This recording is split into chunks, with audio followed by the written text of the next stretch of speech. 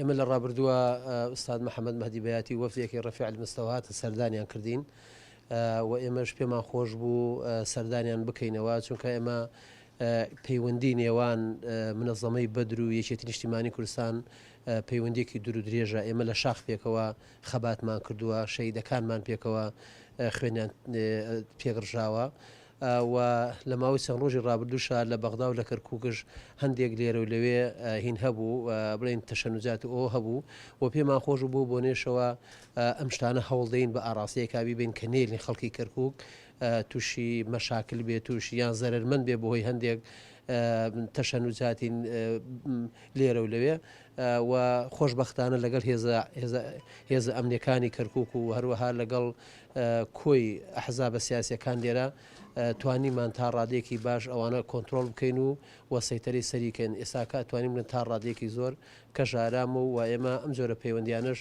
لەگەڵ منەظەمەی بەدر و لەگەڵ ئوستاد محەممەد مەهدی بەیاتی ئینشاءالله بەردەوام شەبێ. زيارة هذا الوفد بالنسبة لنا له قيمة لأنه من أخوة. سەردانی مۆڤدە بەلای ئێمەوە گرنگە کە ئەم برا ئازیزانە سەردانیان کردوین. پەیوەندیەکانی ئێمە مێژوویە و بتەوە و کۆبوونەوە و پەیوەندیەکانمان بەردەوامە بۆ چارەسەرکردنی کێشەکان. برایان یەکێتی سەردانی بەدر و برایانی تر دەکەن کە سەر بە حەجی شعبین بۆ گەشتن بە چارەسەر لە کەرکووک و دەوروبەری.